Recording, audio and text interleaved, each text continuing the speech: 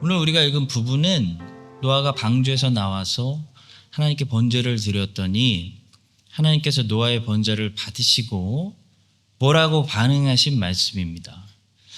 하나님께서 단순히 노아야 고맙다, 잘 받을게, 그런 땡큐 차원에서 어떤 말씀을 하신 것이 아니라 굉장히 중요한 말씀을 하셨어요.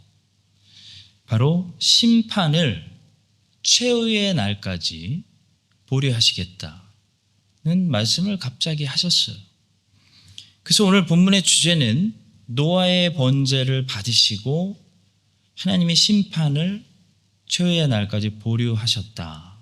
이게 주제입니다. 오늘 본문을 통해 더 깊이 세 가지 말씀을 나눌 텐데요. 먼저 첫 번째 말씀입니다. 예수 그리스도의 번제만이 죄를 제거할 수 있다는 진리가 계시되고 있습니다. 본문의 이 노아의 번제는 희미하지만 예수님의 번제를 보여주는 모형입니다. 힌트가 어딨냐면 노아가 번제를 드렸을 때 어떻게 기록되었냐면 그것이 하나님께 향기롭게 드려졌다 는 데 있습니다. 21절 보시죠. 여호와께서 그 향기를 받으시고, 마찬가지로 에베소서 5장 2절은 예수님의 삶이 하나님께 향기로운 제물이었다 말씀합니다. 그리스도께서 너희를 사랑하신 것 같이 너희도 서로 사랑 가운데서 행하라. 그는 우리를 위하여 자신을 버려서 향기로운 제물과 희생 제물로 하나님께 드리셨느니라.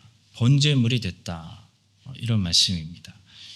노아의 번제를 받으신 하나님, 그래서 하나님이 심판을 보류해 주신 것처럼 하나님의 심판을 피할 방법은 번제물밖에 없다는 거 지금 말씀하시는 거예요.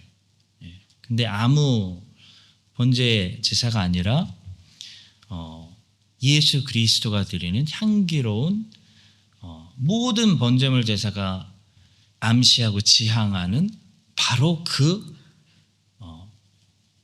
번제 제사, 그거밖에 없다. 그런 말씀입니다. 노아는 이제 방주에서 나와서 새 출발하고 있습니다. 이제 세상의 모든 악인들이 하나님의 물 심판으로 쓸어버림 당하고 세상의 악인들이 싹 청소되고 다 사라졌어요. 근데 성경을 조금만 더 읽어보면 참 황당한 이야기들이 나오죠. 물 심판을 받아서 세상의 악인들 싹 청소했는데도 세상은 다시 에덴 동산으로 돌아가지 못했어요.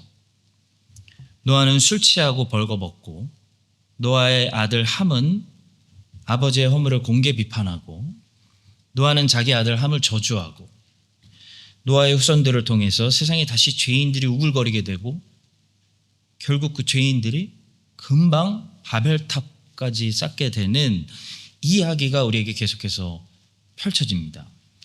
자, 왜 물심판을 받아서 악인들을 싹 청소했는데 인류는 다시 에덴 동산으로 돌아가지 못했을까요? 바로 물심판으로는 원죄까지 뿌리 뽑지 못하기 때문입니다. 그걸 말해주는 거예요. 죄, 원죄를 뿌리 뽑을 수 있는 것은 여러 가지 모양의 심판이 아니라 오직 번제물이 되신 예수 그리스도의 보혈밖에 없다는 것입니다. 본문 21절 후반부를 보십시오. 아주 중요한 말씀이 있습니다. 이는 사람의 마음이 계획하는 바가 어려서부터 악함이라. 놀라운 하나님의 진단이고 선포예요. 성경에서 죄들, sins 이라는 복수를 사용하면 범죄들을 말하고, 죄, the sin 라는 단수를 사용하면 원죄를 말합니다. 범죄들은 유전되지 않고 모방되지만 원죄는 우리에게 모방되지 않고 유전됩니다. 예를 들어 설명을 해드리면, 어떤 남자가 일터에서 일하다가 손가락이 잘렸어요.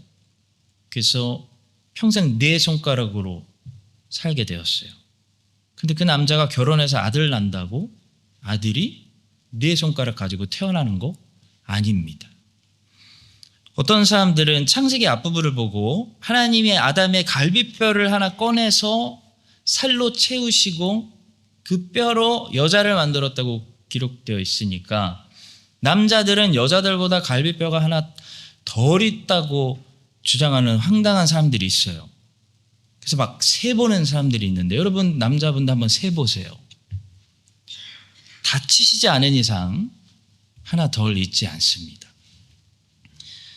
아담이 갈비뼈 하나를 잃었다고 가인과 아벨이 전부 갈비뼈 하나씩 없이 태어나지 않습니다. 그것처럼 범죄는 모방되는 거지 유전되지 않아요. 아버지가 약주 드시고 흡연하셨으면 자녀들이 약주 먹고 흡연할 확률이 높은 이유는 어릴 때부터 가까이서 봤기 때문에 모방 때문이지 유전 때문은 아닙니다. 아버지가 살인했다고 아들이 살인하는 거 아니에요. 자, 근데 DNA는 유전되죠? 아버지가 당뇨 있으면 아들도 당뇨 걸릴 확률이 높고 어머니가 고혈압이 있으면 딸도 고혈압이 있을 확률이 높은 것은 모방 때문이 아니라 유전 때문인 것처럼 원죄는 모방이 아니라 유전처럼 모든 아담의 후손들에게 유전됩니다. 이것이 원죄론이에요. 옛날에 초대교회 교부들 시대 때 펠라기우스라는 이단자가 있었는데 그 사람이 원죄론을 무시하고 죄는 유전이 아니라 모방된다고 주장해가지고 큰 혼란이 있었습니다. 아닙니다. 죄는 모방이 아니라 유전됩니다. 그래서 어거스틴은 우리는 죄를 져서 죄인이 된 것이 아니라 태어날 때부터 죄인이기 때문에 죄를 진다라고 말했습니다. 성도 여러분, 죄가 유전된다는 사실을 성경을 통해 아는 거하고 죄가 그냥 모방된다는 사실로 세상 사람들처럼 생각하는 것은 이 죄를 다루는 전혀 다른 방법을 만들어냅니다. 죄는 범죄 차원이 아니다. 우리 안에 있는 죄는 유전된다. 우리는 처음부터 죄인으로 태어난다. 이걸 성경의 메시지를 모르는 사람들은 그냥 범죄로만 보는 사람들은 범죄만 막으려고 해요. 그래서 법을 통해서 막고 시스템을 통해서 막고 치료를 통해서 막으려고 하죠. 근데 여러분 막아지나요? 치료가 되나요? 범죄 없는 사회가 있나요? 아니요. 죄는 치료가 되는 병이 아닙니다. 이 원죄론을 알고 죄가 유전되어 우리는 처음부터 부패성을 가진 심각한 죄인으로 태어나서 평생 죄를 좋아하고 죄 짓는 데 훨씬 더 자연스럽고 죄에게 심각하게 끌리고 죄에게 기울어져 있다는 성경의 진단을 알아야 그때부터 인간은 유일하게 죄를 처리할 수 있는 바른 처방 방법을 찾게 되는데 그게 뭐죠? 바로 복음이에요. 우리의 죄를 유일하게 사하시고 다루실 수 있는 것은 예수 그리스도가 드린 제사밖에 없습니다. 오늘 본문에 보세요. 물심판으로도 안 돼요. 바벨탑 심판으로도 안 돼요. 나중에 바벨론 70년 심판으로도 안 돼요. 어떤 심판으로도 죄가 끊어지지 않고 죄가 제거되지 않는다는 것을 구약이 보여주는 거예요. 그 죄인들을 향해 항상 진노하고 있는 하나님의 심판을 유일하게 노아의 번제가 보려할 수 있었던 것처럼 오직 예수 그리스도의 십자가 제사, 그 희생과 보혈이 우리의 죄를 사하고 하나님의 영원한 진노로부터 우리를 구원한다는 복음으로 여러분들 항상 충만하시기를 예수님의 이름으로 축복합니다. 자, 두 번째로 오늘 본문에 나오는 신인 동영론을 조심하여 성경을 우리는 바르게 해석해야 한다는 사실입니다. 자, 신인 동영론은 쉽게 말하면 하나님을 인간처럼 표현하는 표현 기술을 가리키는 말이에요. 우리가 유치부 아이들에게 복음을 전할 때 아이들이 알아들을 수 있는 수준의 언어를 픽하죠. 낮춰서 말하듯이 성경에는 신인 동영론적인 표현들이 많이 있습니다. 그러니까 하나님이 인간처럼 고민하시거나 후회하시거나 마음을 바꾸시는 것처럼 표현하는 기술이에요. 오늘 본문도 읽어보시면 어떤 느낌이 드시냐면 이런 느낌이 들어요. 하나님이 마치 노아의 번제를 받으셨을 때 너무 감동받았어요. 그래서 아차, 내가 실수했구나. 얘네들이 원래 어렸을 때부터 악한 애들이라는 것을 내가 이제 알았구나. 그러니까 이제부터는 다시는 물심판 같은 거 화내지 말아야지. 이런 느낌을 준다는 거예요. 저는 목사 되기 전에 옛날에 성경 읽을 때 그렇게 읽었어요. 그렇게 해석하지 말라는 것입니다. 또 대표적인 구절이 있는데 창세기 6장 6절이에요. 땅 위에 사람 지으셨음을 한탄하사 마음에 근심하시고. 이게 신인 동영론이에요. 하나님이 후회하시는 것처럼 표현된 말씀이죠. 절대로 하나님이 후회하시는구나. 하나님이 계획을 바꾸시는구나. 그렇게 해석하면 안 됩니다. 그것은 성경 전체에서 말씀하는 하나님의 속성과 전혀 맞지 않는 해석이에요. 교리에서 벗어나는 해석입니다. 자, 이렇게 표현하는 이유는 하나님의 마음이 얼마나 아픈지를 우리에게 보여주시려고 신인 동영론의 기술을 써서 우리의 눈높이 수준으로 낮춰서 기록한 것입니다. 여러분 성경을 읽으실 때 이 한 가지 원칙을 가지고 읽으시면 교리에서 벗어나는 잘못된 해석을 많이 피할 수가 있습니다. 바로 성경의 어디를 읽으시더라도 지금 이 말씀이 하나님의 눈으로 보는 관점에서 기록된 말씀인지 우리 사람의 눈에 보이는 관점에서 기록된 말씀인지를 항상 생각해 보세요. 구별하시도록 노력하세요. 알미니우스주의자들이 그걸 못했기 때문에 이단적인 해석에 빠진 겁니다. 제가 중요한 걸 설명해 드릴게요. 옛날부터 믿음이 먼저냐 중생이 먼저냐라는 질문 때문에 논란이 있었는데 개혁신앙은 중생이 먼저라고 말하고 펠라기우스 주의자들과 알미니우스 주의자들은 믿음이 먼저다. 오늘날 은사주의자들도 믿음이 먼저다라고 말해요. 여러분 생각해 보세요. 믿음이 먼저예요? 중생이 먼저예요? 좀 더 쉬운 말로 바꿔보겠습니다. 여러분이 믿었기 때문에 그날 내가 믿겠다고 했기 때문에 성령이 알았어 하고 중생시켜준 겁니까? 아니면 성령이 주권적으로 중생시켜줬기 때문에 믿는다는 고백이 나오셨습니까? 우리 눈에는 한 사람이 구원받는 이 과정이 어떻게 보이고 한 사람이 구원받는 과정을 성경은 뭐라고 말하는지 두 가지를 다 살펴보겠습니다.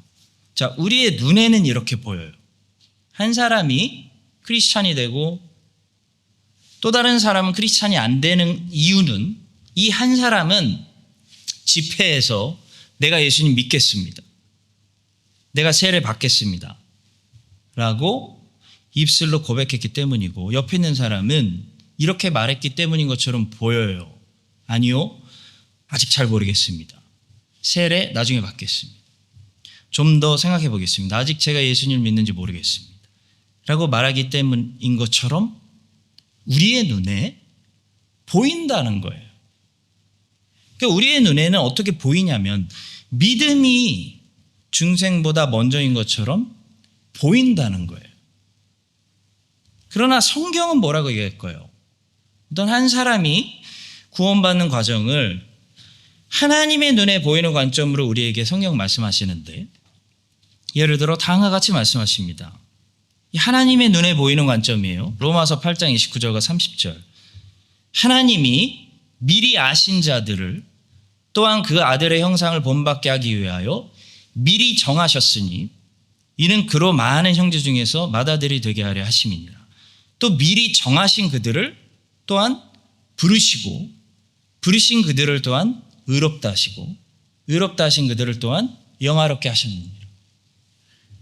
하나님의 눈에 한 영혼이 구원받는 과정을 보면 믿음이 먼저 있는 것이 아니라 무엇이 먼저 있습니까? 왜 그 사람이 믿는다고 고백할 수 있는 단계까지 갔습니까? 하나님의 미리 택하심이 있었기 때문이에요. 하나님의 작정하심, 예정하심, 그리고 성령을 통해 정확한 시간에 하나님의 계획대로 섭리 속에서 효과적인 부르심이 있었기 때문에 그 효과적인 부르심 받고 불가항력적 은혜, 곧 거부할 수 없는 은혜를 받았기 때문에 이 사람이 저 예수 믿는 것 같아요. 믿어져요. 예수 그리스도를 믿는다고 고백할 수 있다는 거예요. 그래서 성경은 다른 곳에서 다음과 같은 말씀을 선포하는 것입니다. 그러므로 내가 너에게 알리노니 하나님의 영으로 말하는 자는 누구든지 예수를 저주할 자라 하지 아니하고 성령으로 아니하고는 누구든지 예수를 주시라 할 수 없느니라.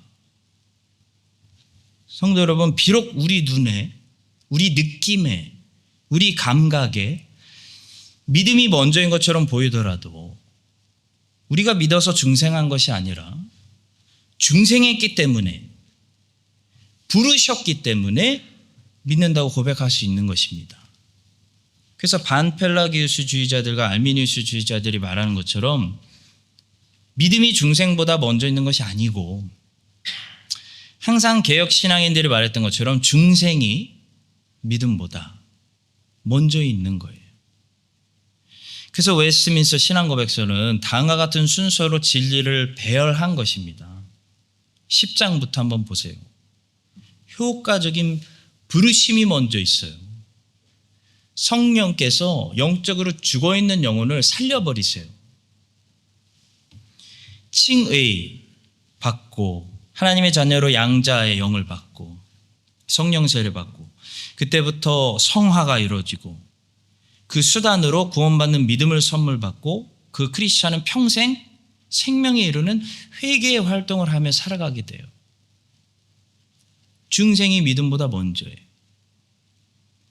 이와 같은 것들은 어떤 시간의 간격을 두고 일어난다기보다는 동시다발적으로 우리에게 일어나는 일이지만 굳이 순서를 저렇게 배열해야 되는 이유는 원인과 결과의 차원으로 성경적으로 우리가 이거를 설명하기 위해서예요.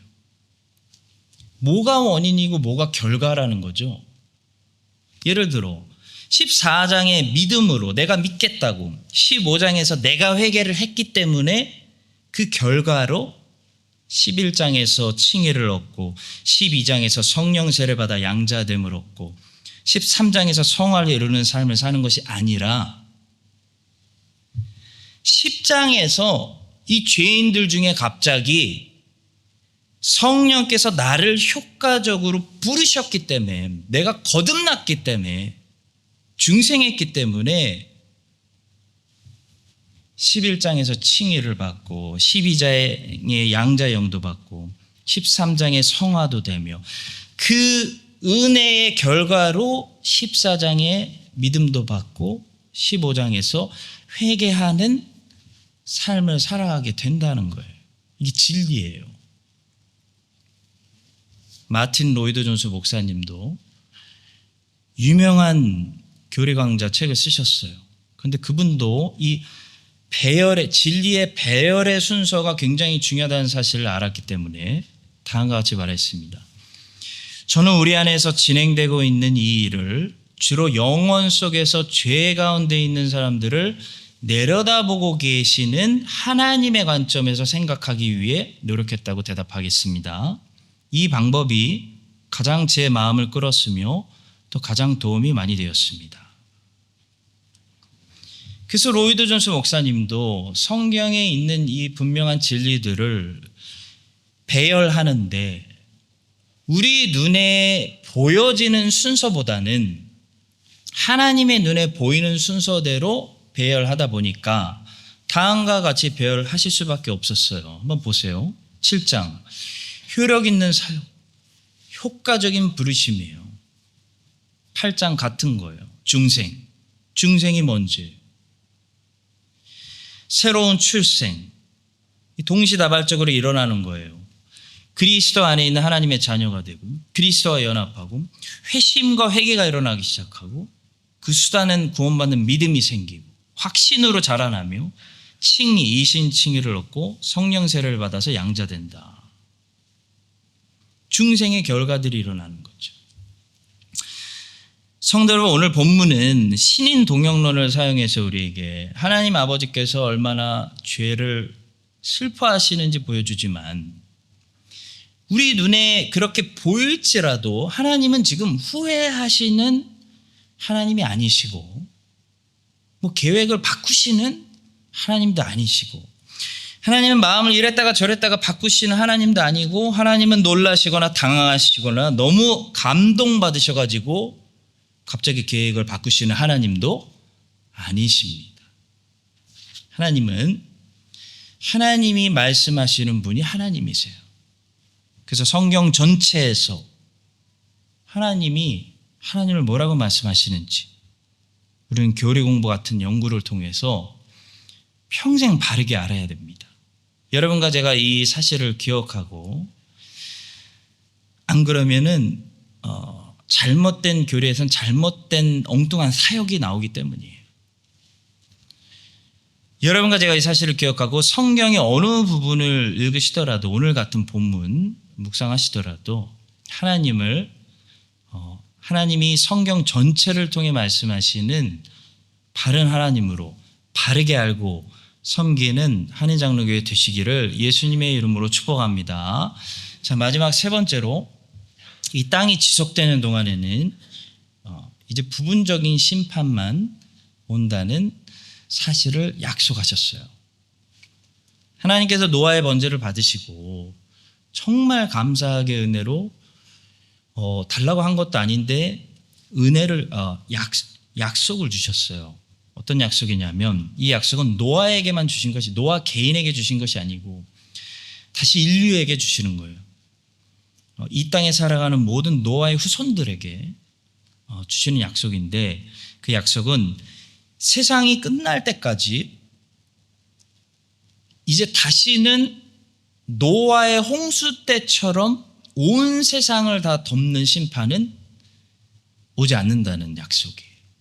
그러니까 최후의 심판 전까지 다 부분적인 심판이라는 거예요. 21절 하반부부터 보겠습니다. 내가 전에 행한 것 같이 모든 생물을 다시 멸하지 아니하리니 땅이 있을 동안에는 심음과 거둠과 추위와 더위와 여름과 겨울과 낮과 밤이 쉬지 아니하리라. 땅이 있을 동안에는 다시는 노아의 홍수 때처럼 전체적인 심판은 오지 않고 부분적인 심판만 온다는 약속입니다. 자, 물론 노아의 홍수 후에도 인간의 역사를 그럼 보니까 흑사병 같이 좀 깜짝 놀랐어요. 흑사병 유럽의 인구가 3분의 1이 죽은 것처럼 엄청난 재앙들이 있었죠. 자, 그러나 약속대로 다 부분적인 재앙들이었지 전체적인 그러니까 모든 생물을 다 멸하시는 노아의 홍수 같은 재앙은 없었습니다. 그것이 약속이기 때문입니다. 자, 그러면 왜 부분적인 심판이 있을까? 어거스틴은 하나님의 그 심판을 다음과 같이 이해했습니다. 하나님께서 때때로 부분적으로 악인들에게 악한 세상에 심판을 내리시는 이유는 소돔과 고모라처럼 그걸 내리지 않으면 항상 악인들이 언제나 형통하면 어떻게 될까요? 정의가 없다. 공의가 없다. 선이 이기지 못한다. 하나님이 없다. 이렇게 말할까 봐 악인들에게 웨이크업 콜을 주시기 위해서 하나님이 살아계시다는 사실, 악은 반드시 망한다는 사실, 정의는 반드시 승리한다는 사실, 그걸 리마인드 해주시기 위해서 때때로 소돔과 고모라처럼 부분적인 심판을 내리신다고 설명했어요. 그래서 여러분, 우리가 인생을 살다 보면 악한 일을 했던 사람들의 끝이 TV에서도 많이 보잖아요. 잘 숨어 있다가 어떻게 돼요? 다 드러나서 결국 망하게 되는 케이스도 많이 보게 되는 거예요. 자, 그러나 모든 악인들이 이 땅에서 그렇게 정의롭게 심판을 받는 것은 아니죠. 모든 성읍들이 다 소돔과 고모라처럼 심판받은 건 아니에요. 어떤 악은 영원히 악이 승리한 것처럼 끝나기도 하고, 어떤 악인들은 죽을 때까지 형통하게 살다가 형통하게 죽기도 합니다. 자, 그런 사실에 대해서 어거스틴은 또 어떻게 설명하냐면, 하나님께서 만약에 이 땅에서 모든 악인들을 다 심판하신다면 내가 이미 이 땅에서 심판을 받았기 때문에 최종 심판이 남아있지 않다고 생각할까 봐 하나님은 이 땅에서 모든 악인들을 다 심판하시지는 않고 보류하신다 라고 설명했어요.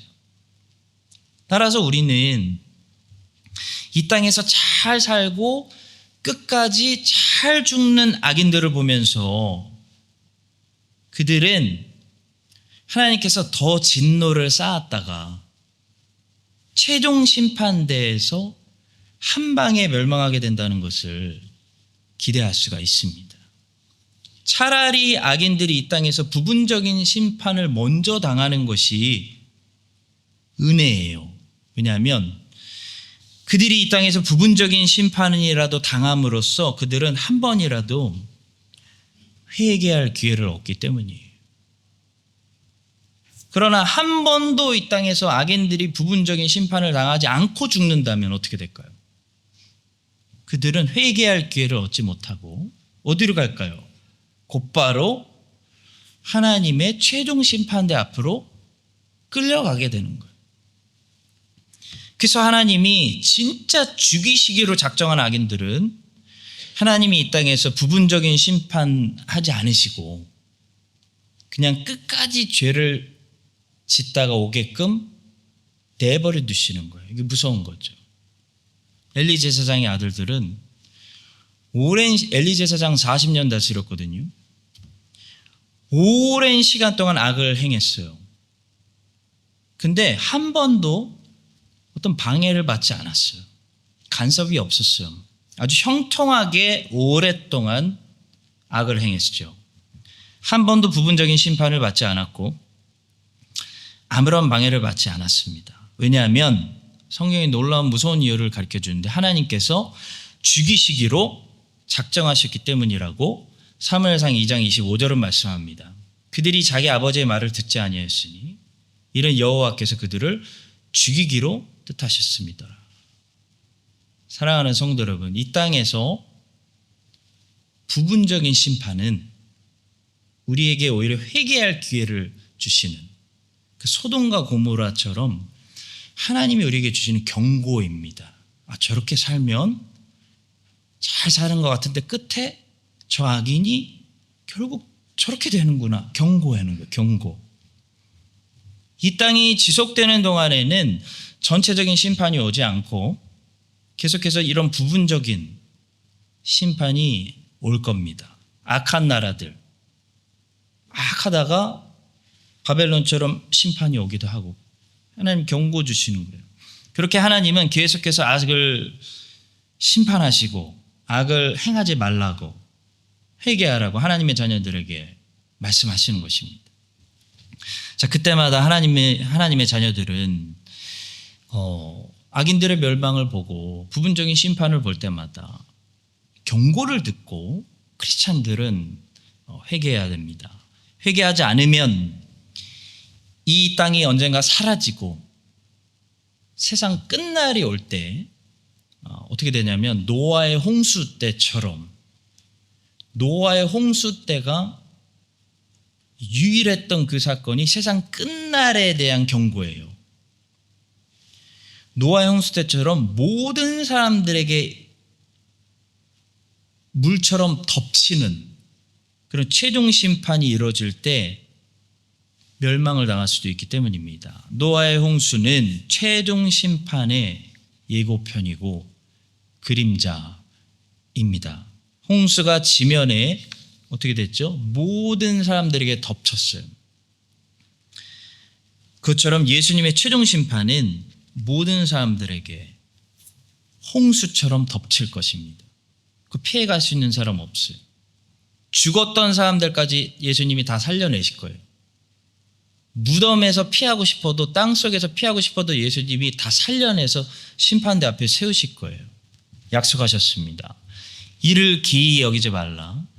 무덤 속에 있는 자가 다 그의 음성을 들을 때가 오나니 선한 일을 행한 자는 생명의 부활로, 악한 일을 행한 자는 심판의 부활로 나오리라. 또 내가 보니 죽은 자들이 물온대수하고 그 보호자 앞에 섰는데, 죽은 자들, 이 땅에서 살았던 사람들 심판대 앞에 다 섰습니다. 책들이 펴 있고 또 다른 책이 펴졌으니 곧 생명책이라. 죽은 자들이 자기 행위를 따라 책들에 기록된 대로 심판을 받으니 바다가 그 가운데서 죽은 자들을 내어주고, 죽은 자들을 내어줘요, 예수님한테. 또 사망과 음부도 그 가운데서 죽은 자들을 내어주매 각 사람이 자기의 행위대로 심판을 받고 라고 말씀하고 있습니다. 여러분, 우리는 지금 몇 주 동안, 몇 달 동안 노아의 홍수를 보고 있는데, 노아의 홍수 이야기는 세상 마지막에 있을 최종 심판에 대한 경고입니다.